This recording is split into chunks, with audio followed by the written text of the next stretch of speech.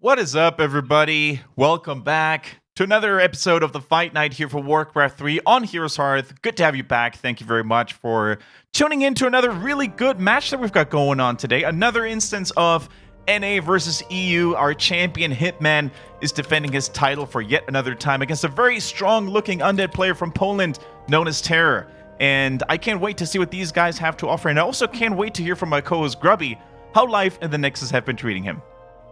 Yeah, very good, Kendric, and I'm glad that you can hear from me because you reminded me to unmute my microphone before this started. Yeah, you know, life's been good. I've been taking a little playing break from Warcraft 3 with Reforged coming around the corner. Been playing a lot of HOTS, and but I always look forward to these fight nights because Hitman is a phenomenal player. I enjoy watching him so much, and TeRRoR is actually someone who's life path, his destiny, has taken him on many of the same undulations as my own life has taken.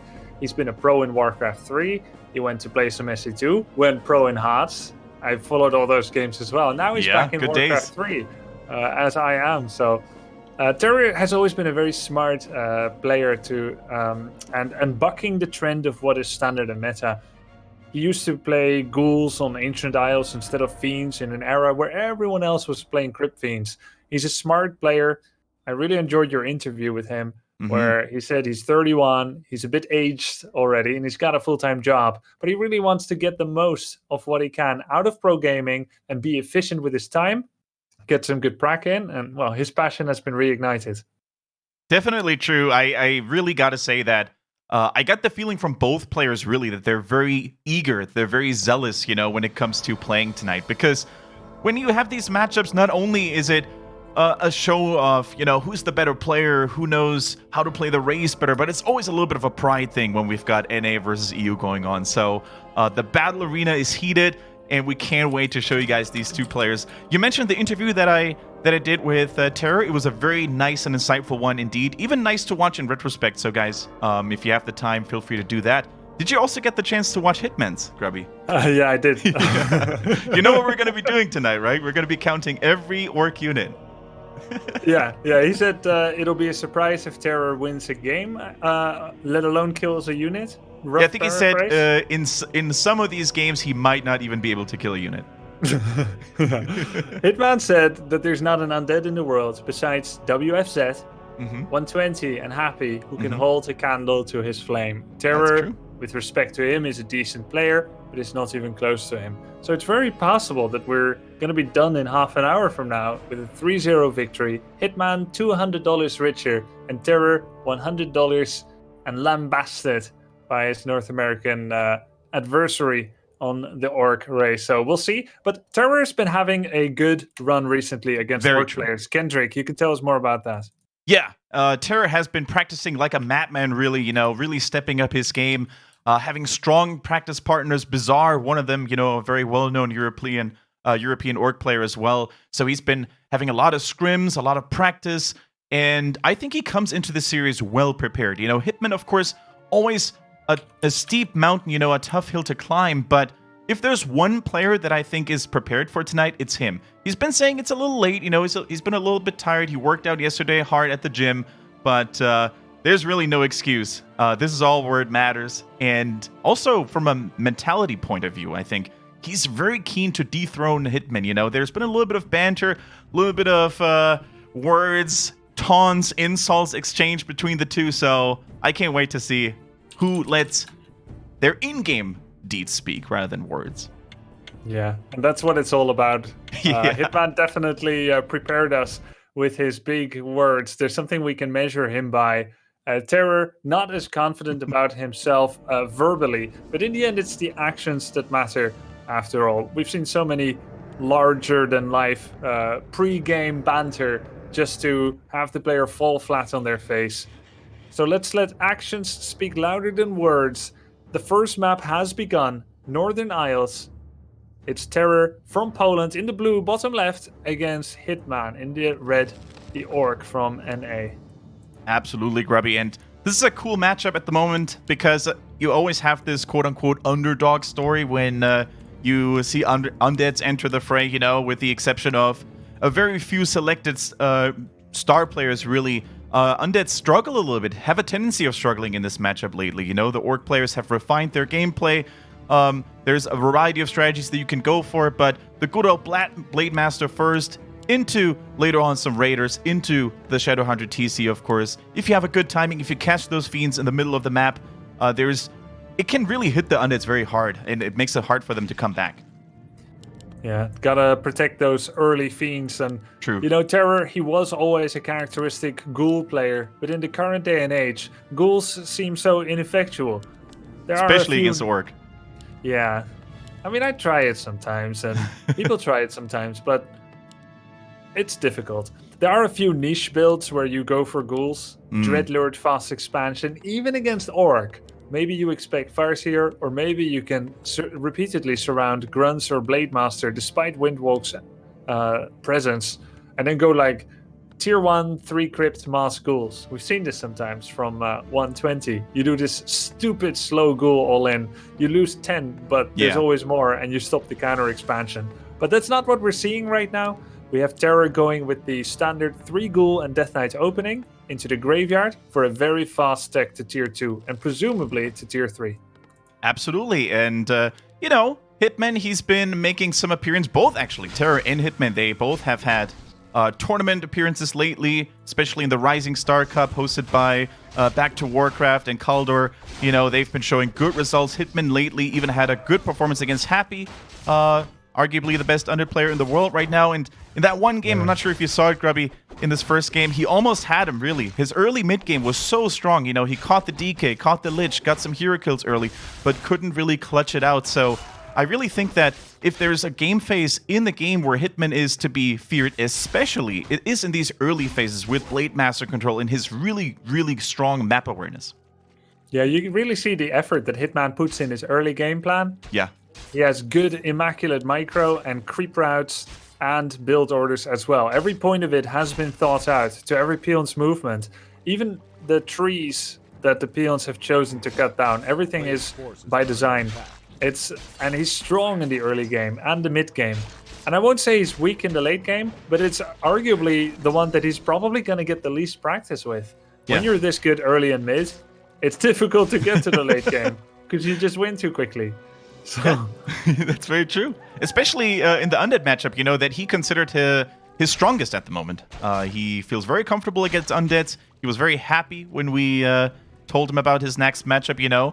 I remember how, not really frustrated, but demotivated he sounded last time we had that moment when we presented Effect, the human player, against him. He was like, oh no, I hate human, and he then proceeded on to losing quick 0-3.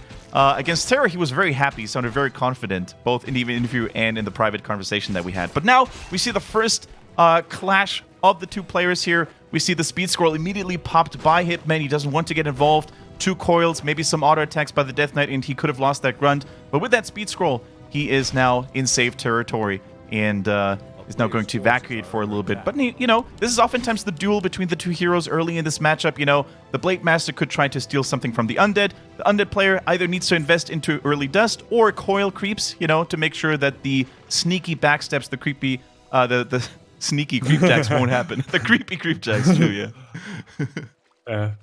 But this was pretty well done by TeRRoR. He scouts and finds and knows the Orc's creep route, interrupts it, a bit of damage to grunts, 1 heal solve cancel with his fiend, and not overcommitting to a low grunt. You can get creepy greedy with that coil chase on the grunt, but waste 2 coils to no effect, and suddenly you've got a DK depleted of mana and not able to do as much. TeRRoR so far looks clean. He's not truly been tested yet in the most hot of fires, but so far his movement is good, despite having a vision disadvantage with Hitman having a sentry ward to the bottom left. And Hitman uses that. He knows DK just left. He can now see his way clear to take a very risky camp without any element of it being a gamble. And that's what I love about sentry wards. Oftentimes, you know, I think this item secures you an expansion. It can secure your early creep camps, like you said, because of the simple vision it gives to you. And also, of course, later on, if he keeps 1 stack of the sentry ward against burrowed fiends, it can be so valuable. It doesn't even have to go for dust. You know, it doesn't even have to invest the additional gold into it. So I'm really excited to see how Hitman is going to use that item for now. Rune Bracers against Undead, also a nice find. You know, later on, you put that on the TC, you put that on the Shadowhunter, depending on what tendency your opponent has of nuking. So probably the only race really when you want to keep it. Maybe with humans, but against Undead especially, you want to keep that item. Wow, Talisman of Evasion steal by Blade Master. Huge. The DK managed to secure his own experience, but that is a painful loss. 150 gold when sold. Yes. When not sold, allowing an enemy to miss 15% of their basic attacks against the target. There's already a scary level of survivability on the Heroes of Hitman. For now on his blade, and as you said, maybe to be passed over to his allies. Healing Ward, nice for creeping, uses one stack immediately. This is really ramping up the creeping speed and the value that he gets, Hitman that is, you know, really using his items to the full effect. And I'm really starting to feel the value of these items. Like you said, Talisman Evasion, we saw the Rune Bracers, you know, you put that into the late game, onto your melee heroes that are not that beefy. And oftentimes, you know, it all comes down to hero focus between orcs and undeads. Who loses control of the heroes, who gets caught by a hex or a stomp, or maybe attacks the frost armor too much. So all these items that can protect heroes are so valuable in this matchup particularly. And Hitman now deciding not to use a hex. Instead, he will use Healing Ward to reduce damage taken. But a smart skeleton by TeRRoR comes in and will actually kill the Healing Ward, as it has only 5 health. So, nice little move. It means the guns will be more hurt, and it's going to cost a little bit more gold. But the Blade Master will steal the Ring of Protection +4 as well. Painful loss here for TeRRoR. Again, gets the creep, but the ring has been lost. So much survivability on the Blade Master now. Absolutely, and this time TeRRoR said, I've had enough. He uses a dust preemptively, so knows exactly where Hitman's hero is right now. Does get the experience into his pockets here, TeRRoR that is, but one cannot stress enough how crippling the loss of consecutive items can really turn out to be right now. If you look at the inventory, it looks like a poor man's inventory, really, for TeRRoR, although he has used so much time and effort to creep, right? But Hitman, the sneaky, elusive man from NA, he stole it all away. Yeah, it's pretty tough for TeRRoR here. Now, Hitman, in the meantime, he wasn't producing for a while, but it's the calm before the storm. He reaches tier 3 and goes for fortified burrows, a Kodo, and a TC third. This time, TeRRoR will get to keep the item that he finds. Yeah. It's going to be a greater invulnerability. Not bad by any means. Quite good on the Lich later. Sometimes on the DK. Definitely Finally true. gets his level 2 on the Lich. Yeah, gets to level 2 now, much needed, but let's look at the Shadowhunter. Once again, relying completely on the healing wards. Doesn't have to waste any mana, doesn't have to waste that many healing cells, of course, to keep the grunts in good spirit. So, really cool and creative usage of that item here. And speaking of which, greater mana, so important on the Shadowhunter. These healing waves can really keep the orc army in a battle single-handedly. So, perfect items almost, but bad items by not really by any means over by GoTeRRoR. He now has the Orb, really coming in handy. And now I wonder, oftentimes, Grubby, I feel like in this matchup, Undeads, they need to have the Banshees. I oftentimes see that when there's a lot of damage on the Blade Master already. If you go for the Banshees too late, you oftentimes cannot compensate for the damage anymore. If you rely a little bit too heavily onto the Fiends, maybe go for A-bombs instead. I really think Banshees in the late game now are an absolute necessity, and TeRRoR, he builds it. He already is starting to build some in the back of his base. Yeah, managing to fit just one into his 50-foot army, together with the Pit Lord, so that's 2 kinds of damage mitigation alongside the Frost armor. Nice little Coil Novas. Keep in mind that the Runed Bracers is here that helped a lot. I wonder if, trying to do some quick maths, I don't think he would have been dead, but he would have been 20 life or less. So Runed Bracers, pretty big there, as he gave the other survivability to the TC. Ring of Protection to compensate for Tauren Chieftain's low armor, and Talisman of Evasion, same reason. Now, Hitman, he's strong right now, but we don't have TeRRoR being weak. We've got a nice army, 50 food, maxed out. He's making 2 cigarettes at home, getting burrow.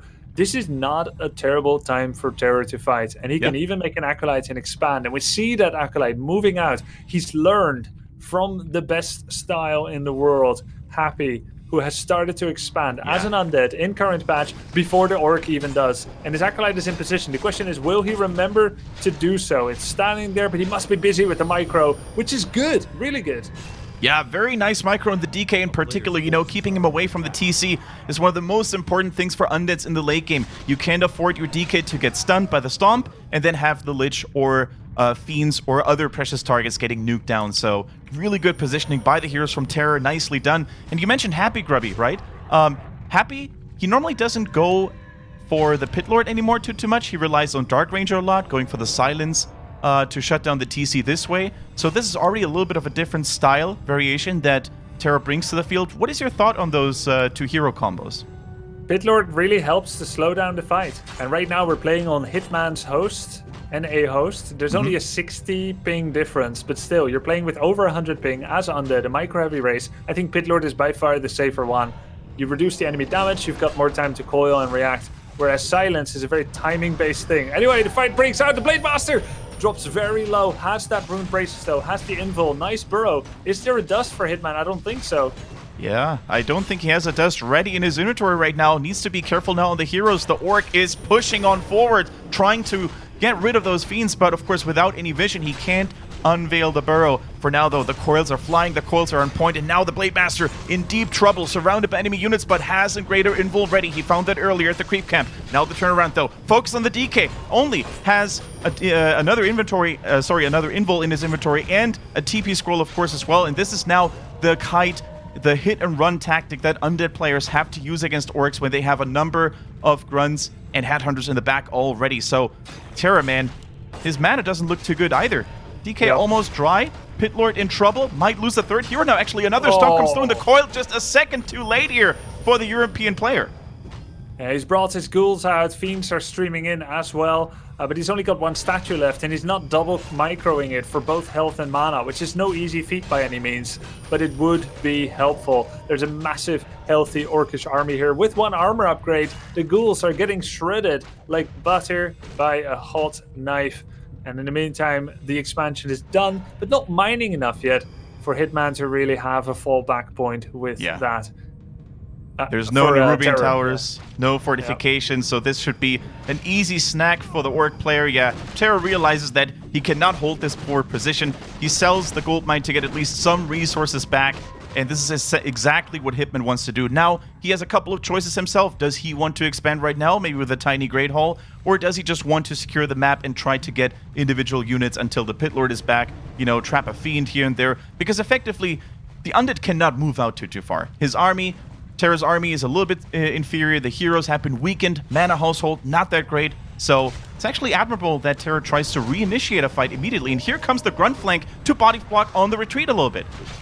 We see a small attempt at Shadowhunter focus, but he realizes it's not going to be a great idea. No Dust of Appearance still. Kodo did it a Fiend, and there's no Destroyers available to remove that Spirit Link to make it an easy focus fire target. It's so hard to just kill anything right now for TeRRoR, but he does get that one Grunt as he continues to kite backwards.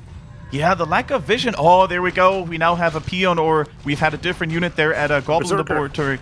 That was really nice, actually, to finally get some vision in there. It gets one Fiend. He's probably going to get another charge off the vision here. Very nicely done, you know, gets a snack in there. And, yeah, honestly, yeah, the Headhunter was there, by the way. Great awareness by Hitman. And this is starting to go from bad to worse, really. The army has been decimated from TeRRoR. He only has 2 Fiends left, one measly Banshee there as well. And he's trying to get some money. He's trying to get some experience into his pockets. But look at Hitman. We've mentioned and highlighted his map awareness multiple times. He's spreading out his units. Every vision that he gets on his opponent now is very welcome. Yeah, at this point it comes down really to which items did they get and who stole what items from another. Yes. Just imagine the other way around. Ruined Bracers on TeRRoR, the one... well, obviously Hitman crept that one, but the 2 that he stole, the Talisman, the Ring, it makes a difference, man. Like, it makes the TC a lot more tanky. It would have made his Pit Lord a lot more tanky. It would have survived in that case. These things do matter, and Hitman had a phenomenal early game, and he leveraged it in a really good way. What I liked is, normally Orc is obsessed with winning a fight quickly, or expanding, or creeping a lot. But Hitman, he got to his early target so quickly. Blade 3, Shadow 3. Yeah. And that pretty much just kept him satisfied. And he said from that point onwards, he's not going to be antsy about being on the map and doing something active. He was perfectly fine with that Western standoff against TeRRoR. And that's not something that is that easy to decide usually. But because he was investing in the longevity of his army, that was more okay. Because he was already working on Spirit Walkers with Disenchant and Spirit Link. And those were flooding in. He made burrow capacity to go over 50 food, and he did just that. So no obsession with an expansion. He just wanted to be strong and to deny TeRRoR access to the map, and that plan worked out beautifully. Good judgment. Yeah, and speaking of good judgment, Grubby, Hitman just has this sixth sense, really. You know, TeRRoR's base, second base at the natural was almost completed, and just in the nick of time did he come in there to thwart the Undead's plans once again. But you know, he uses this distraction quite well, goes for the second red camp here, but Hitman, he knows exactly. There's not that many points of contention left anymore in the map, and he knows that this is probably the Hail Mary try from TeRRoR to really get a good item into his pockets and try to equalize the score this way, at least a little bit here. But one statue already falling, the Blade Master is raging in the backline of the Undead, and TeRRoR has no other choice but to use the TP to get to safety. He doesn't want to lose any more units at this point. Yeah, loses a statue and a Banshee and a Town Portal. Does get the remainder of the creeps. So let's do a quick tally. DK is level 4 with Death Pact. We have Pit Lord at level 2. Level 3 Lich, a little bit over level 3. So it's a 4-3-2. Yeah. Item-wise, not fantastic. Greater Invulnerability, a few stat padding items, and that's about it. 48 food. Hitman, he's 70 food. A lot of stat items, Mana Potion on Shadow, and the TC is well protected as well, with this time a Dust of Appearance and a 70 food army. So with 150 gold in the bank, almost no creeps left, and Hitman actually spending another 150 on the invul, at this point it will take about 1.5 minutes for Hitman to mine enough gold in order to get a tiny Great Hall, which is probably his plan. It's going to be hard to squeeze more value out of his army and out of the map right now. I don't expect him to throw down a burrow and go to 80 food. The difference is not that big anymore. He's actually sending in his blade with invul just to get a statue, but TeRRoR is not going to let that happen. Good job. Yeah, nice reaction, morphed it into a destroyer, and basically made the Blade Master go on a retreat. Use a little bit of mana now, completely dry, only has one Windwalk ready. And during all this time, you know, with the help of his illusions, TeRRoR is making sure that there's no second base, no expansion for the Orc player. So in terms of supply, I think it's looking still favorable a little bit in terms of for Hitman. His heroes are well protected, like you said, Grubby. The items are looking strong. Especially the TC is such a hard nut to crack, really, at this point, you know, with Talisman of Evasion, double rings. Good luck trying to bring that guy down. And yeah, that is always annoying. You know, the higher the level goes on the TC, the longer the Stomp is going to go. Level 2 Stomp, if he ever goes to level 5, it would be insane. So, yeah, now the Undead army, though, on the other hand, doesn't look that shabby anymore, does it? Yeah. So what TeRRoR did is he did the thing where he will use a TP if found, try to empty the map of creeps, and he did that. Save up as much as he can on 50 food, knowing his opponent is on 60 plus, and then do one big production to get all the units that you can for a last-ditch effort. We are 68 versus 70 food. 4-3-2 versus 4-4-3. Small lead for Hitman, but let's see how it goes. This is a pretty big army for both of them. TC comes in with a massive War Stomp, gets 4 or 5 units. Yeah, the Stomp was good. Of course, the Howl of TeRRoR also affecting the entire backline, so good job by TeRRoR here. Now the Pit Lord, however, dropping dangerously low. If the third hero falls with another Stomp, that could be the beginning of the end of this team fight. However, it is still enough healing there. The statues in the back have been well protected this time. One Banshee is falling, though. The healing waves are trickling in one after the other. 2 heroes in trouble right now, in jeopardy. He can only save one. He decides to go for the Lich, and the Pit Lord says goodbye, bites the ground, and the Orc player, Hitman, he's on a War Stomp quite literally right now. Gets another one and a Hex as a combo wombo, and TeRRoR says goodbye, GG. Hitman decides game number 1 in his favor. Yeah, the value of what Hitman had there and the way he used it was way too much. He had this big crowd control combo, War Stomp level 2, Hex level 2, and you would need Perfect Destroyer micro to remove the Hex as it lands and to save yourself. But even numerically, there were not enough potions of invul to save the heroes of TeRRoR from that kind of massive damage. And every Kodo that eats tilts the favor more on the side of Hitman. Despite the food supply being very equal, Hitman had carved out a very advantageous game for himself. Yeah, and even the Howl of Terror was not enough to really stop that DPS onslaught from the backline. Once you have that critical mass of upgraded headhunters, and they pop the rage, it's just so much damage as well. And the strength, I think, oftentimes with the late game Orc army is that they annihilate one of the strong counters in theory against all these headhunters, which is A-bombs. You can't really go for those because the coders are just going to munch them away. And a very expensive unit at that, so it's really all to the heroes. But if the Orc heroes just played well and get those stomps in, they are the ones pressuring the Undead heroes, so the Undead heroes can't even get into the backline of headhunters. So well played by Hitman, really. Yeah, in theory, Abomination Disease Cloud could be quite nice against so many low units, but then Troll Regeneration kind of counteracts some of that slow trickle damage. But yeah, it's just A-bombs, they can't deal enough damage to Orc. If both players attack move, the Orc will win it easily, just based on damage. The Undead, the way that they win is by slows. Frosty, slows, curses, silence, all kinds of lockdown to mitigate what Orc can do, and the continual kite back. So if there are raiders, they must coil Nova and kill the raiders, and then they keep kiting back. The real issue is, of course, War Stomp and Lightning Orb provide a hard route that prevents the Undead from walking away. That's why you see a lot of initial Blade Master focus by the Undead, because they cannot let the Blade get continuous Lightning Orb proc after Lightning Orb proc. It was just hard this time because of Ruined Bracers. So, yeah, just hope your opponent doesn't get that item or try to play a game style that prevents them from getting it. All right, guys, we have game number 2 already in the pipeline. We're not wasting any seconds here on Fight Night Heroes Hearth. Just one quick mention here, how you guys can contribute to the whole system, how you can increase the player support and the prize pool. We have the bounty system. You can see it on your screens right now. Every bit, every donation that comes in during these Twitch broadcasts is going to go directly into the pockets of the players, the production crew, to keep the scene and the format well and healthy. So we would already like to say thank you to all the people who have supported us in the past, Nine Spoons, Soviets, and many, many more. So thank you very much to those people. And if you want to contribute, you're very much thanked for. But now we go into the game.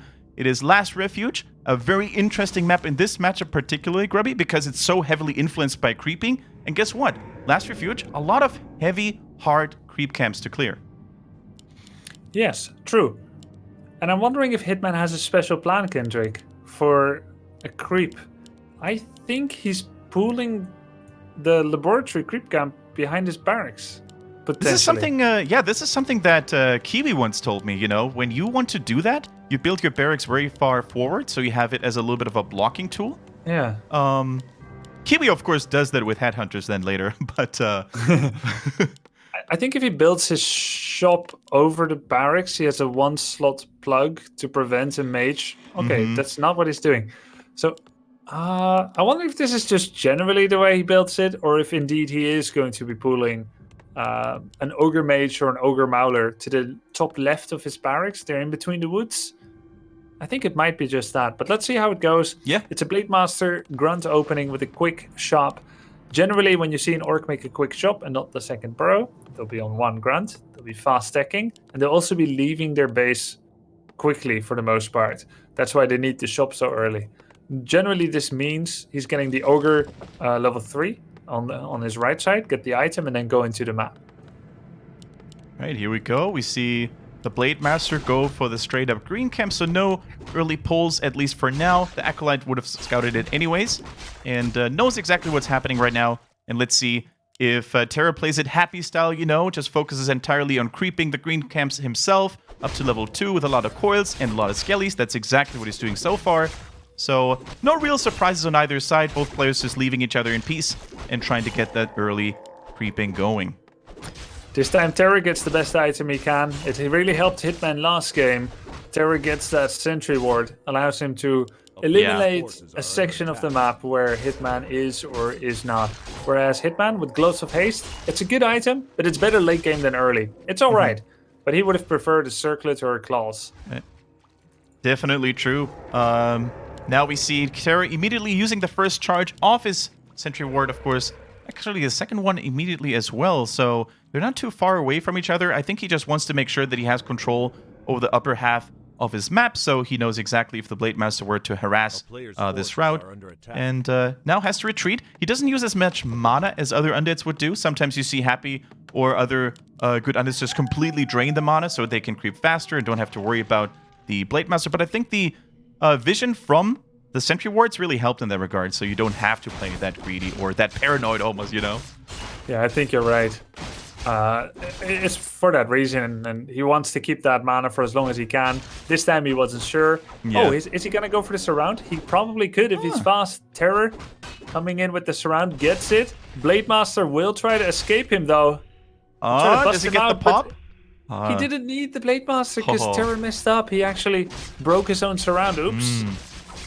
Yeah, maybe the nerves coming in. Even another web coming in, another ensnare now. He doesn't try to surround this time. Now he's trying to do that with the skellies. Doesn't even need to do it. Is it going to be a deny? No, not this time around. TeRRoR gets the grunt. That's huge. Gets the level 2. That's even huger. And now, let's see if he can actually control the Blade Master to get that final drop of experience into his pockets as well. Hitman will finish off the creeps there. The double sentry shows the next grunt coming in. I've been thinking about that sentry ward that you pointed out. 2 sentries so close to each other. Right. And it feels like it's too quick, too much in the same quadrant, both of them.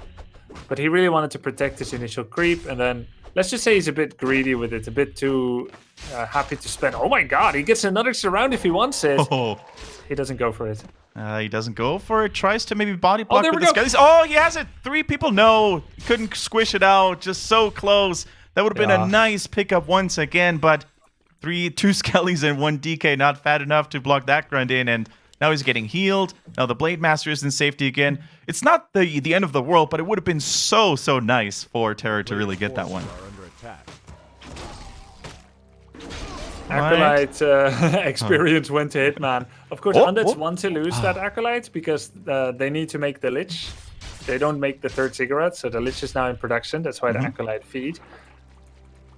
Yeah, that's pretty good. He chooses to end his life for the greater good. And now, actually, with the skeletons waking up the gnolls, but Hitman is too good. Doesn't get baited by that one. And tech is now almost complete. We see the Shadowhunter now leaving the Altar of the Storms, and the Lich is a little bit further behind. And now the expansion, Natural, finally getting crept by TeRRoR. Looks like Hitman is pulling back onto his half of the map and going for his own natural, it seems, yeah. He's gonna creep the rock golem. Actually, the rock golem, yeah. It's gonna, of course, pull it out, so he messes up the AI a little bit. Doesn't trigger the stuns then anymore. Hires the Berserker, makes creeping this a lot faster. Does really good damage to things like the rock golem, so I think it's a great choice. So he doesn't let the Shadowhunter solo creep this, curiously enough. Probably wants to have the level 3 for the Blade. Yeah, exactly. Like last time, Blade got level 3 so fast, so he was able to do triple grunt shadow creeping. Now he doesn't have that 3rd grunt because he lost it. And he did get the Berserker, but he needed to do this camp in order to get the Berserker. This camp is too hard for a shadow and 3 grunts, so he needs to keep Blade here. And also because he needs level 3 Blade first. He will get it after the next creep camp halfway. Most likely he will send away the Blade Master at that point and go check out where TeRRoR is. For TeRRoR, that means that he has been much more free to do his thing. Note how that big of a difference that makes. When Blade is not 3 yet, Undead can actually creep. They can actually be on the map, which is great. Yeah, and imagine how great it feels, Grubby, to actually keep the items that you just crypt, right? Feels good, man. It feels really good. Boots of Quel'Thalas in your own inventory is much better than in the Blade Master's inventory. For sure. All right, so happy creeping continues on both sides. We now see the first statue being produced. Very important in the base of the orc. No real surprises up to this point. Note how raiders don't really seem to be that much of an early prioritization anymore, unless you really want to go for that lame style, you know, that oftentimes orcs like to pressure undeads with. You know, just the constant run-bys and try to go for building sniping. But if you play normally, I don't think raiders really are that much of a priority anymore with this build. Yeah, and it took orcs far too long to realize that. Coil level 2, Nova level 1, 2 skeleton hits, a salvo of fiends, the raider's dead. He gets 1 ensnare off, a unit that is ensnared but not dead yet. So that's typically what has been happening. Undeads, they take down Oh, nice item and creep steal by Hitman. Yeah. Good job. But yeah, that's what's been happening. And, Ensnare against Frost Armor, maybe Burrow, Coil, it doesn't guarantee a kill, not like it used to. So yeah, it's like you said, Farseer, Raider, still a lame style possibility, but with Blade, there's no real need for it. Lightning Orb are all the slow stop that you need. But this game has been going so much better for TeRRoR. He's now actually finding the liberty and the courage to creep the camp, quote unquote, that belongs to Hitman. Taking this Ogre Mage down, getting the dust, and getting a greater heal and a greater invul. He's at 44 food, Temple of the Damned is coming up, and TC is still level 1, nearly level 1 flat. Shadow not level 3 yet. So this looks really, really good for TeRRoR. I wonder if he will apply pressure, or he doesn't just want to attack right into the orc, just keep creeping and try to maybe keep an eye out where the orc might be. But this feels inefficient. He goes around the map, doesn't really know where he wants to go with this big army, and gets one creep. I can't believe that would be his master plan. Definitely not. Maybe he had hoped for Hitman to cross his paths because he knows that his early game was much better than last time, like you said, Grubby. Maybe, I don't know. At this point, he has to assume that the bottom half of the map is completely crept, especially when you haven't had enemy contact for so long. So, feels a little bit aimless, but TeRRoR is trying to maybe force the attention onto the Orc's main base right now. Of course, fortified burrows are ready, so no easy burrow snipes. Can maybe go for the shop, that is the most vulnerable part in the Orc's base at this point, and it's probably going to force a reaction from Hitman. Not too big, but he actually finds a Crypt Fiend on the path, so nice interception there. Miss rally. Should have pulled it around the right side, recognized that this was dangerous. He gets part of a Kodo, he gets a shop, which is decent. Half there is good. War Stomp. Nicely dodged with the Triple Fiend Burrow. A bit overchase on the Kodo though, he's now out of position. Lich has to use Invul very, very quickly. And the Pit Lord is low. Is he coiling it? He does not coil his own Pit Lord. He went for the Shadow Hunter. Oh. This may actually be kind of a cool idea though, except for the fact that there's an Ank of Reincarnation on the Shadow. I'm not sure if he saw the Ank in the inventory of the Shadow Hunter. He probably felt so good that he finally got that kill on the pesky healer in the backline. He even committed with a Pit Lord going full bait mode into that fight, and now he's losing unit after unit. Oh, Hitman is just styling on the Undead right now, buying a Zeppelin, saving the Kodo, popping it out real quick, only to put it back into the comfort zone. And yeah, Hitman forces out the TP of the Undead opponent and saved almost every unit. GG? GG. The walk of shame, the TP of shame as TeRRoR gets out, used everything he had to take down the Shadow Hunter, slightly messed up his own positioning after a premise that was actually not bad. Attacking, getting the shop, part of a Kodo, but I think he tunnel visioned a little bit too much on it. Had he pulled back, he actually had the tools this time to continue kiting against the Orc army, which now wasn't able to be healed as easily as it was before, because no shop, spread damage on several targets already. TC was only level 1. Hero level-wise, it was quite fine. TeRRoR also had the element of surprise. But he did give Hitman that Ogre Lord level 7. And that's something, probably, if you look at the whole game, it was the least forgivable part of this game. Not saying it was, not saying it was so easy to stop it from happening. But when you look back at it, he went from the middle of the map, ready to fight, frontally, to take 2 meaningless camps, giving a really important one, and a pretty big item. Now, I saw Rekram in chat actually asking a very interesting question that I want to forward to you, Grubby, as well. It's a nice thing to talk about. Remember the Boots of Quel'Thalas that TeRRoR found early on? Wouldn't that have been an interesting motivation to maybe go Dark Ranger third instead of Pit Lord? Just this one massive agility item. What do you think about that? Yeah, in theory, he had all the big consumables on this map. Greater heal, greater invul. Things that really counter silence focus fire. You silence the Blade TC, you focus one of them. No War Stomp, you don't need to kite back. You just unload everything on the TC. Had he had greater invul, then that is not such a hot strategy. But yeah, in this case, actually not bad. Might have been better to get the Dark Ranger this time. It was also his own host. So he could be more comfortable to take it. But now we'll never know. Yeah, valiant effort by TeRRoR. He looked so good. He looked much more comfortable in the early game, actually keeping Hitman at bay, getting his creep camps going. And it was just not enough, though. I felt like like you said, Grubby, when he walked around the map on the bottom half, only to find one measly creep, it felt very inefficient, whereas Hitman, he was going from camp to camp to camp, always getting the items in, always keeping, really his momentum up. He never had downtime, really, and downtime, I feel, in Warcraft 3 is oftentimes underrated. It's just so crippling to you as a player when that happens. Yeah, that's true. You know something is going wrong when you have downtime, though you may not always know what, but it is something to be dealt with. That's the main thing about it. Yeah.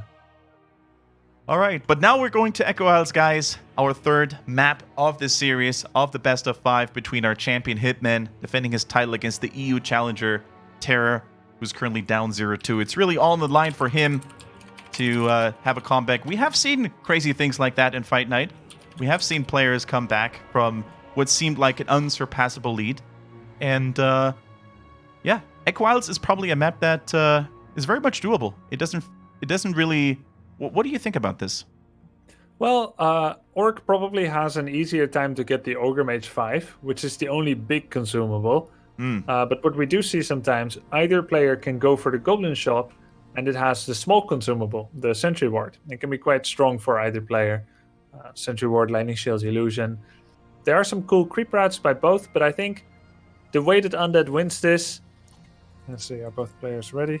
Yep, the way that Undead wins this is by doing really good skeleton scouting and stopping both the shop and the marketplace from being easily crept by the DK, by the Blade Master. I don't think you can courageously, blindly go for it yourself with the DK. Like, oh, I'm just trying to take the Ogre Mage or the shop. No, you have to know what the Orc is doing. Orc also has Farseer of Expo strategies, fast expansion.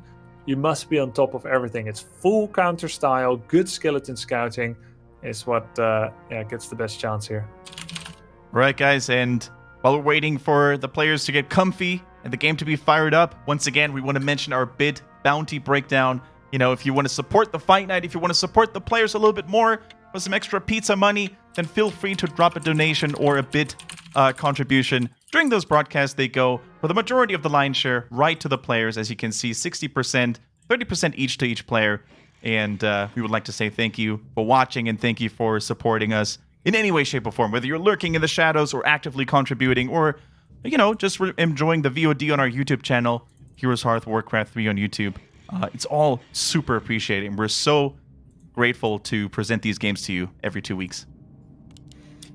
Amen, Kendric. Amen. And hopefully this won't be the last game, but Hitman predicted. I mean, here's a confident player in the shape of his life, and he predicted it was going to be 3-0, and it might be just that. And we should definitely celebrate a player who is showing a performance that he has worked hard for, that he has innovated with and innovated for, and so on and so forth. He's practiced for this, so let's celebrate that. As much as I would like to see another map, and probably chat would, but that's what it looks like it is headed towards. TeRRoR, a comeback player in Warcraft 3.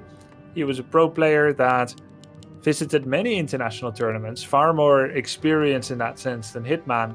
But he doesn't have the same shape right now from the looks of it. But let's see if he can do it. Let's see if he can use his experience to get an edge here. That's really cool, though, Grubby, right? To hear from a player, to hear from Hitman that he considers himself in the shape of his life, at the peak, like he said. And it's always good to hear this confidence, this real optimism. And I asked this in the interview when I talked to him about the upcoming ESL Pro Tour, with the DreamHack tournaments and all the cups that revolve around it. And I honestly think if Hitman continues to play this consistently on this high level, at least in the Western scene, he is going to be a player that we will see very, very frequently in these upcoming tournaments. I think so too. I think I'm feeling like he's top 5 orc in the world at the moment, which I never thought would happen with an NA player. With respect, like no disrespect, it's true. The game hasn't had as many tournaments or opportunities in NA to really give the grassroots chance for a player to develop himself and to incentivize himself to practice to this degree. It's just like that. You need the opportunities in order to feel like it's worth it for the most talented players to invest their time and try to become a pro.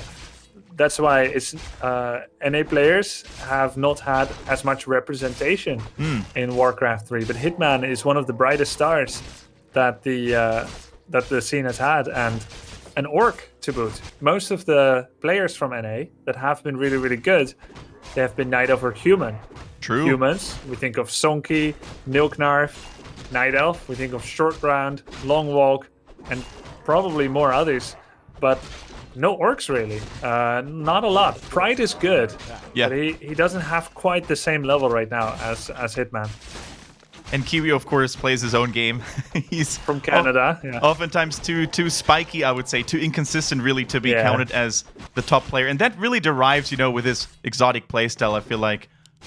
So yeah, always interesting games when he's involved. Of course, don't get me wrong, and we loved his games at Fight Night too. But Hitman is just the consistent mechanical player. He always reminds me of some really good Asian players like Focus, for example, Olin, who they just really work on their mechanics and on their build, and they practice and practice and practice them to maximum efficiency. Whereas Kiwi, of course, is a completely different approach to the game. Yeah, I think that's a good comparison. Once you mentioned Focus, I realized very much so like it. Focus has also put a lot of attention into shaping his build layout in order to make good traps and to make good blocks. Focus more than almost anyone for the orc race. And he's really that mechanical monster, spamming with 450 APM. Yeah. A lot of useful actions as well. He does remind of that. All right, cool. So let's actually focus a little bit on what's going on in the game right now. We see the Tier 2 tech for TeRRoR almost completed. And of course, we talked a lot about Hitman right now, and we don't want to take anything away from TeRRoR. He almost falls into the same category of some other players, that are really considered to be Blizzard game specialists. We have these players like Hasuobs. We have these players that, like TeRRoR, who branch out into StarCraft 2. Hitman played StarCraft 2 himself as well. So the tendency of once you're good in one Blizzard game, the chances that you're going to do well in another are very high. So really nice to see TeRRoR dedicating a little bit more time into the future, or in the future into Warcraft 3 or 4. He was very committed and very excited to mention that. Overwatch League next. If they can afford the players, if they can pay them. All right. Looks like Hitman is in full control right now. He's basically telling TeRRoR where he can go and where he cannot go. Using 2 grunts and the Blade Master to body block a Fiend right now. Oh, he's just so good at that. 3rd grunt coming in. And this Fiend is likely going to have to get 1 coil or 2 because these grunts are not letting go. Like Pitbull, once they have stuck to the target and locked on, they do not decide to go. You didn't mean the artist, did you? Not really, although I would love to see what attribute you can give to units when they behave like the singer Pitbull. Mr. Worldwide. That's probably Blade Master, wind walking all over the map, or maybe Archmage with mass teleport. I lost a bet to my girlfriend once when we spent our summer vacation in the U.S. and we were driving in the rental car and we were listening to this radio station, Pitbull Radio, and she was like, "Hey, that's Pitbull's radio station, I guess." And I'm like, "No way." And no way he has his own radio station. No way he has his own radio station. Why would he do that? And we bet it. The loser had to pay next dinner, and we went to the most expensive Japanese place that she could find. Well, Kendric, you sound just like me, taking bets with utter confidence that you Absolutely. have no idea about whether they're true or not. All right, yeah, the players, they're just shimmying around, they're checking each other out. There's no direct confrontation. At least TeRRoR, he didn't want to commit too hard without the Lich. Now, of course, he's in the mix. Frost Armor first. And he's checking out the shop, the marketplace, rather, to be exact. Because oftentimes Blade Masters, sometimes they do the solo creep, of course, much earlier normally. But this is a very contested spot normally. But Hitman seems to be reading this very well. He goes for double creeping at the same time, with the Blade Master at the natural of the Undead player and the remaining forces at the Goblin Merchant. And it seems weird, right? Like, why would you creep 2 camps at the same time? Blade one, Shadow on another. But it kind of works out, and the reason is Blade walks faster than that whole train of units. So by sending only forward his Blade Master to steal 1 important creep, the Ogre Mage 5, he cuts down on important travel time. And that kind of helps him to be more efficient, streamlining minimum walking distance between creeps. Notices how he goes for the biggest creep camp that is near enough himself next. He could be like, well, now I'll get the mercenary camp, and then I'm going to get bottom left, and then I'll get this one. But then you get this big G shape of movement that's just like going around in circles, and it costs you time. So yeah, good movement by Hitman. He's gonna also creep with his blade, as it is not yet level 3. In the meantime, TeRRoR, once again, should be fairly comfortable that he is getting to creep. He got the whole mid, which gave him a potion of invulnerability. But he did take Orb with Lich, and you generally see Happy going to send his DK to get the Orb. Again, it's a travel thing. When the Lich has slightly more damage, so if he stays, he's dealing more damage to creeps. And now the DK got all kinds of experience that normally you want to send to the Lich. Sure, he got his DK 3, but now that means the DK can no longer be with the rest of the army to creep. Otherwise, he ends up stealing Lich's level 3 progress. And when there's a blade suddenly, you wish your DK was there, and it is not. So now he's forced to bring his DK in, which means his DK will be level 3.2, and his Lich further from 3 than he would like. That's why you send back the DK during that small camp, so that later he's still allowed to be with the team. Even though you delay your DK 3, yeah, you're probably going to join anyway to protect from the blade. And then you give the Orb to the Lich. So now you get this awkward 3.5 DK, 2.4 Lich situation. That's a nice set of focus. Wait, did he dust him? If only he was close enough, he could coil and kill the blade. But he dusted him actually and made that Blade Master go double, triple speed, actually stealing the Potion of Lesser Invul on the way back. So very nice sharp control here. And these are really the moments where you can see how stone cold Hitman is, you know, not losing his temper in a sticky situation, actually having a calm and cool collected head and buying that Invul, stealing it away from the DK who was so close on his heels already on the chase. So, nice reactions, though, by TeRRoR. Really putting a lot of pressure onto Hitman, forcing him back, getting that creep in. And once again, the Pit Lord not switching it up for the third hero choice, going on the guns that he seems to be most familiar with. This Grunt is a misrally. I was wondering if it was a counter to the Acolyte fast expansion that Undeads tend to do. But it's just a misrally, but TeRRoR not really going to make use of it. Quick speed scroll out for a bad position by Hitman. Very true. The Hitman gets cool. The coil just arriving 1 millisecond too late.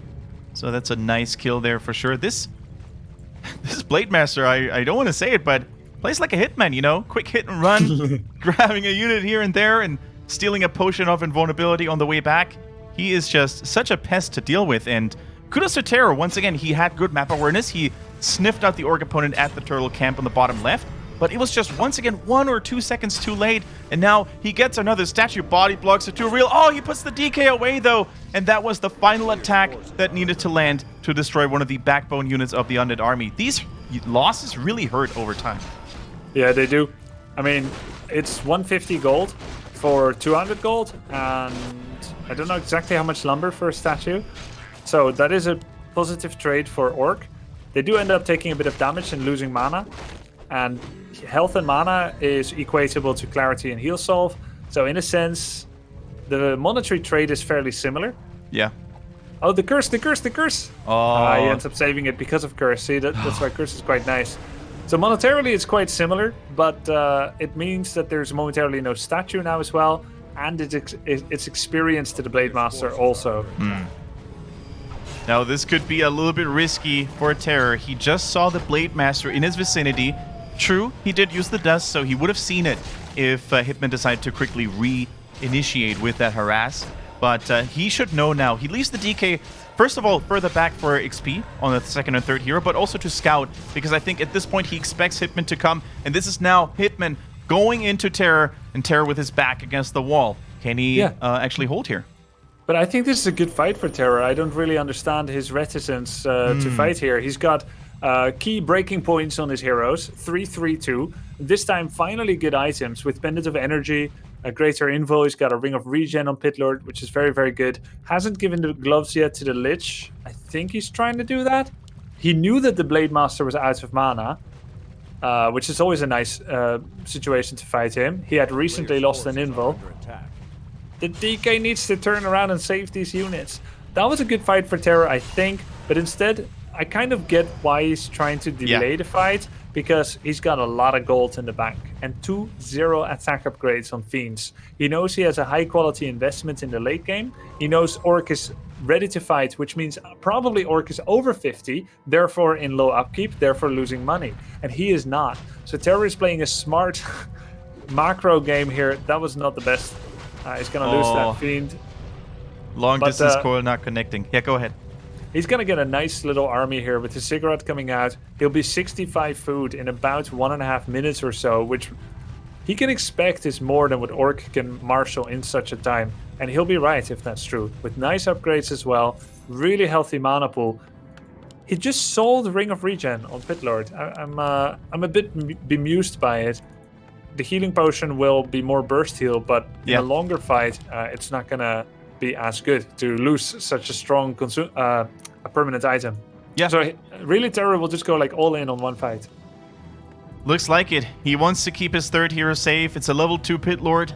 Not the strongest. No defensive items, unlike the TC if you look at the Orc counterpart from Hitman right now. Once again with a Ring of Regen. Didn't sell it. Once again with a Ring of Protection. This cow is going to withstand a lot of damage. So it looks like, once again, Hitman has vision on his undead opponent, and these armies are going to clash near the marketplace. He actually uses a dust, very nicely done by TeRRoR. Now this is the time to fight. Yeah.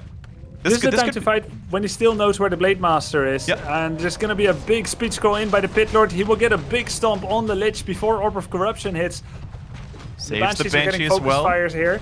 Yeah, saves the Banshees in the backline. Once again, can save the second one right now. The Orc heroes, though, relatively low on mana. Both the TC and the Blade Master don't really have that many spells left available. The Shadowhunter, though, trickling in with those healing waves. Once again, TC relatively low. Undead needs to do a little bit of kiting. Back, hit, and run, though. Shadowhunter very low. Is he going to get that healing wave off? Yes, he is for now, but the DK is on the hunt. Tries to go for the recoil, and he doesn't get the kill. So many resources wasted, but now the TC has fallen. It is 2 versus 3. Now in hero count, and these units of the Orc are looking very unhealthy. Damage reduced by the Pit Lord as well, and TeRRoR for the first time in this series could take a massive fight. And for the first time in the series kills a hero that doesn't have Ankh of Reincarnation on it. Gets a Kodo now. The attack upgrades and the macro play economically that TeRRoR has done are paying off for him. Will he expand behind this? No Acolyte being produced. He's going to try and kill as many units as he can, trying to forge the axe while the fire is still hot. Sorry about that. As the Pit Lord gets coiled just in time. He's got cleave damage on the Pit Lord if he uses it. A lot of walking around here by the Pit Lord. And there goes another Kodo. TC still dead. He wants to make use of that opportunity. Ooh, huge Nova into a big chunk of Orc units in the back there as well. This could be the moment for TeRRoR to advance and claim potentially his first game in this series. The Kodos are either low or killed already, and these are once again massive boons of the Orc army. But now, Blade Master trying to retaliate onto the cursed Banshees, gets one after the other. The Grunts in the backline too, but once again, units are falling for the Orc player. The undead heroes are reigning supreme, and most importantly, the statues are still continuing to healing. But now counter kill, focus fire by Hitman. Gets one, gets two. You don't enter my base without getting punished heavily, my friend. And he turns it around with fewer units, but stronger focus. I must say, TeRRoR really eased up on his micro there. He was kind of meleeing the enemy grunts for a while. The Pit Lord went way too deep. His specialty is splash damage. He went so deep. He took a lot of unnecessary damage. DK took damage. His army stopped getting healed with both of his statues. And as good as he played so far, that was a painful loss to suffer. Still, Lich, impeccable with his damage. But this is a risky game that TeRRoR is playing. He is remaking his Death Knight from the altar, sending nothing to the tavern. Normally, Undead immediately wants to send something to the tavern to get that back. He wants to kill the shop, but starts feeling antsy about the healing that the Orc is probably inflicting on himself, and he finally pulls back. DK, how far along is he? He actually cancelled the Death Knight. He's now making the Pit Lord from the altar. That means he will be rehiring that DK from the tavern, but it's going to be out of mana. Pulling in a couple of ghouls there as well as additional meat shield and damage. But now look at this dangerous Blade Master Grubby. Plus 19 damage. Also has Gloves of Haste in his inventory. So this guy is a slicing machine. However, though, I mean, true, TeRRoR did lose the heroes, but his army was still looking very scary. and Hitman Those had to upgrades. respect that. The upgrades, like you said, 2-0 on the Fiends, they are chunking through those Orc units very efficiently. And although he lost the Heroes True, this game is by no means over. If he can recollect and maybe fight like he did before he lost the Heroes, there's definitely enough space to breathe left for the Undead player from Europe this time. Well, it's 48 food with the Pit Lord almost back. Blade Master is going to try and get this statue. Gets the immediate perch on the first hit and a critical on the third hit. Huge. That's huge. Frost Armor not casted in time. The army was already split away too far. And yeah, lucky procs, sometimes that can single-handedly launch and mount a mighty comeback. We mentioned this. This Blade Master, he's not to be trifled with here, really.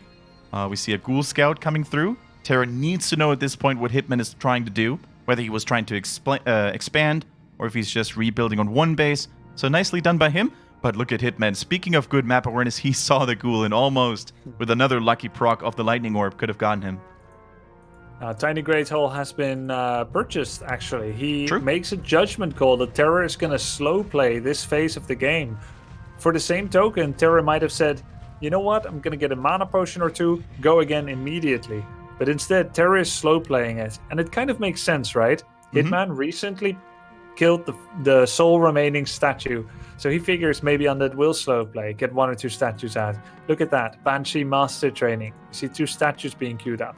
So this Tiny Great Hole on 46 food, that may seem quite greedy, is it the exact correct way to play. He's got Invulnerability Potion control. 1 is sitting on the Blade Master right now. And now finally he's starting to mine immediately from his expansion. And his 1600 lumber bank means that he didn't need to train a single peon in order to achieve this. All right, Master Training. Maybe that can make these Banshees even more efficient. Of course, this is a long upgrade. It took him a long time to finish it. His Banshee count is actually 0, so he has to retrain them, and then it takes him a long while to actually get a decent mana count. So TeRRoR, he's really trying to play the slow game, but is he running out of time, Grubby? That's what I'm trying to ask you here. The Skelly, it scouts the expansion. It's already fully mining, fully operational, and this is going to force an action from TeRRoR right now. Yeah, and the standard play here would be force a fight anywhere, maybe in the middle of the expansion and the natural, and put 2 ghouls in the worker line of Orc at the expansion. But it is a basic play. It's the most basic of multitask harass. And Hitman, former StarCraft player and experienced Warcraft player, he's going to know about that as well. Maybe TeRRoR doesn't even want to make it that simple and just keep his ghouls with him and fight. One thing he should do, though, hold his DK back a bit. He doesn't want to let those statues be riding at the back of the caravan without the benefit of Unholy Aura, and that's the mistake he keeps making. Yeah. That's happening right now, and the Blades will make use of it once again. Crits are flying. A DK coil comes onto the Blade Master as well, and did he overstay his welcome right now? Even has, of course, a coil coming through, but the Invul popped in the nick of time. That's a good trade for TeRRoR. He's still got 3+ coils left. Yeah. He knows Blade the Blade Master's is low. No healing solve, no clarity, out of mana, no invul. And even if he had an invul, he wouldn't be able to use it. But there are double mana potions on the Shadow and the TC. So this is the time to strike for TeRRoR. He's going to go for the natural. Maybe a Nova, maybe a Cleave. No, he's going to go straight for the shop. More important than stopping the economy, says TeRRoR, is to stop the purchase of consumables. But it puts him at an awkward spot. Very bad positioning. And the War Stomp could be huge. War Stomp is huge indeed, Grubby. The Pit Lord now facing all that damage from the mighty concave of those headhunters in the back, but the Undead is not done fighting back right now. Was a little bit in disarray because his units were so exposed. Drops the Stomp on the DK, loses the 3rd hero as well. Looks like Hitman caught TeRRoR with his pants down with that engagement from an unexpected angle. But the fight is not over yet. Healing waves are coming through. Banshees in the backline, not really hitting the targets they need to hit. And the fight is over. Hitman crunching his opponent 3-0 like he predicted in the pre-series interview. And TeRRoR, we have to give him a lot of kudos. We have to give him a lot of praise. But in the end, it seemed like he was not a match today. Not today. He was in a winning position. He just needed to keep his DK... Just do it, right, lol? Just do it. Just keep his DK Lich Pit Lord together in the attack. Actually, he was in a near unlosable position, it seems. Then again, I've seen this situation 100 times. With Undead against Orc, you can never let up. You can never make any mistakes. Orc can just stomp Hex, Hitman knew when his TC was coming out. That's exactly when he hexed. But it's up to TeRRoR to be experienced and cognizant enough of that being able to happen and not stand near the altar. If you keep a distance to the altar with your 30% health DK, that even if Hex comes out, that the Stomp cannot be in range, that would be called being in a good position. And he was not. I think he got a bit sloppy. I'm not exactly sure why. Was he doing his macro? Did he think it was over already? Or for whatever reason, was he overburdened? But I don't want to focus just on that. Obviously, anytime like Hitman is just really, really good, and he's playing a matchup that's quite good for him as well. Anytime someone loses, you can say, well, that's why he lost. But let's not forget that TeRRoR did play the best third game in the whole series. It's the best game so far, and he almost had him, and he did kill more than a few units. That is true. We didn't have any of those games where TeRRoR couldn't kill anything. That's true. And, TeRRoR, we don't want to take anything away from him just because he lost this series today. He's still looking strong and upcoming in the tournaments, in the other tournaments that he played in his series right now. So yeah, let's keep an eye on him for potential re-invites in the future, maybe one day. And of course, we wish him all the best in his future endeavors. Now, especially with the ESL Pro Tour, we will have to keep an eye on TeRRoR. I don't think we will see him vanish and dwell into insignificance. So definitely good. Grubby, we're going to have a winner's interview like 2 weeks ago. We're going to add Hitman up in here. Let's do it. So we'll bring Hitman on, and you guys can hear his thoughts on this.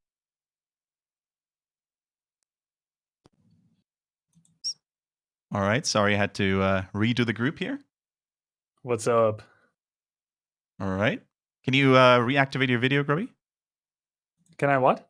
Reactivate the video? Oh, yes, of course.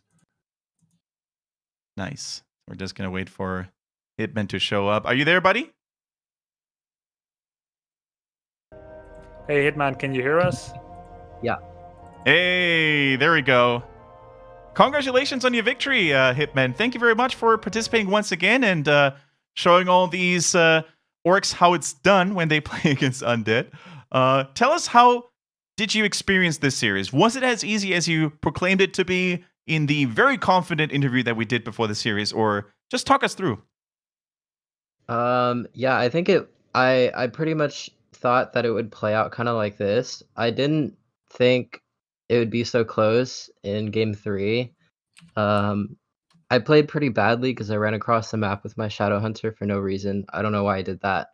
But yeah, for game 1 and 2, it went pretty smoothly, all things considered. All right, so yeah, TeRRoR tried to put up a fight. You had him under control quite handsomely in the games.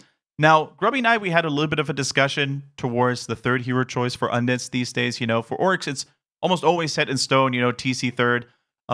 Against Happy, you sometimes saw a Dark Ranger as a third to keep your own heroes in check, with the silence. What are you more afraid of to go up against? Is it Pit Lord? Is it Dark Ranger? Or don't you really care? I definitely feel a lot more comfortable against Pit Lord. Dark Ranger is pretty scary because you can focus heroes and you can just lose the game in an instant if you don't pay attention. Mm-hmm. But the reason that people play Pit Lord is because they want to expand on like 50 supply, and they want to like push your base or contest one of the remaining big camps left on the map.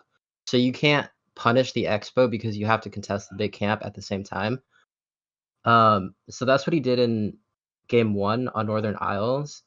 But I don't really remember what happened, but I think I got all of his items. You got all of his items, remember? Yeah, that's true. I was pretty happy about that. Your sentry gave the Rune Bracers, and then you stole Ring of Protection +4 and Talisman of Evasion, so I guess you felt Sentry Ward is the most broken item in this game. It needs to be removed. Honestly, it's so imbalanced. Well, you used it better than he did in game 2. He put both at the same time. You saved one long time, and he put both next to each other. Yeah, I guess so. It's just that like having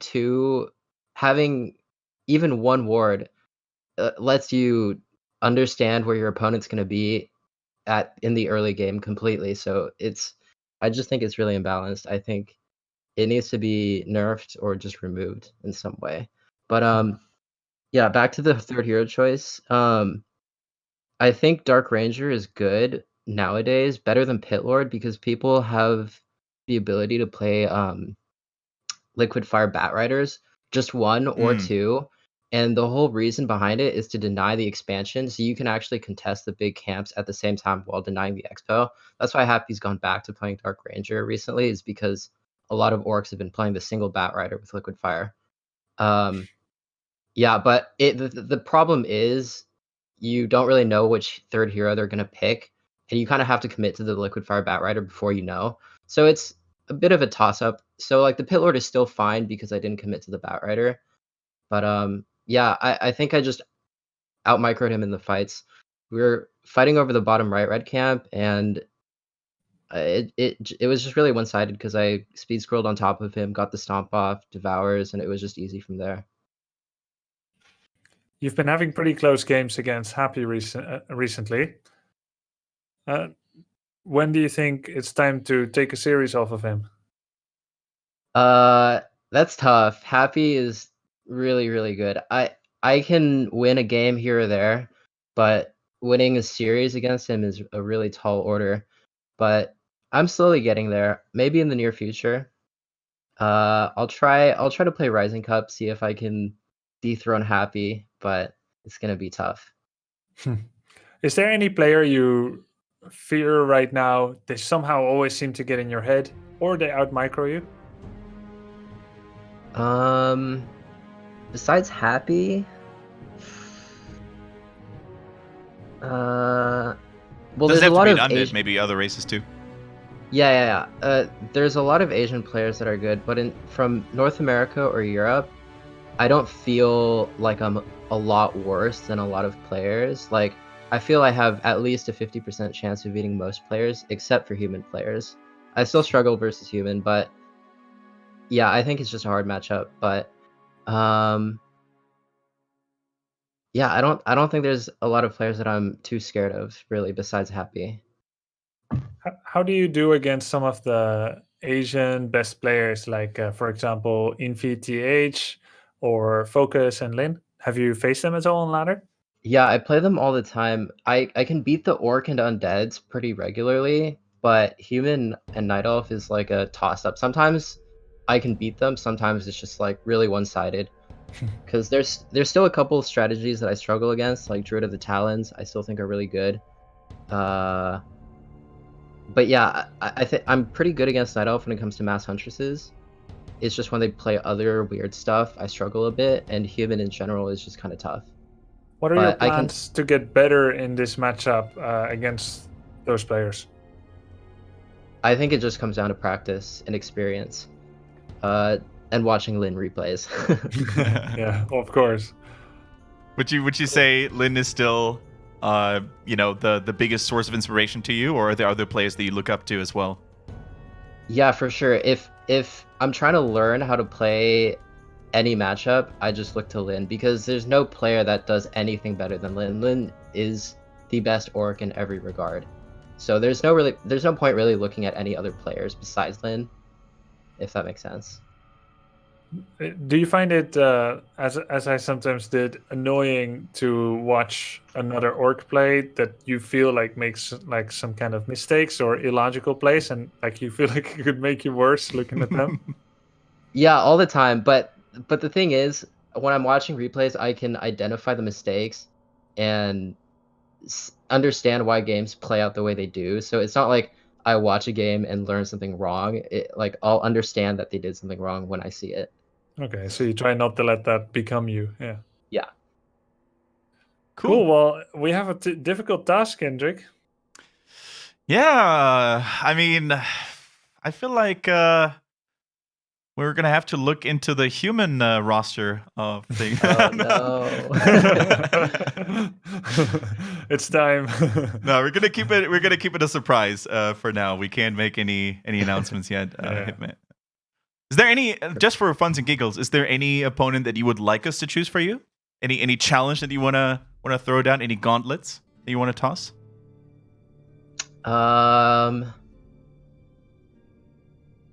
Okay. I don't know why I'm saying this, but I really want to play Thorzane. I think Thorzane deserves a shot because I think he's an human, amazing though. player. But yeah, I know, but I never back down from a challenge, so I want to see if I can beat Thorzane in a best of 5. Mm. And I used to be a really big fan of him in StarCraft 2 when he was playing Wings of Liberty as well. Mhm. So it would just be cool to play him, and I think he's a really cool guy too. So yeah, if Thorzane's available, I'd like to play him. Cool. Right, it's noted. Hey, And- congratulations, yep. man. You played phenomenally. You deserve the victory. Enjoy your night, enjoy your weekend, and we're looking forward to seeing you again in 2 weeks from now, Hitman. Yep, thank you for having me. All right, yeah, man, Grubby, what a nice series, right? A little bit of a shorty, but at some point you also gotta have those.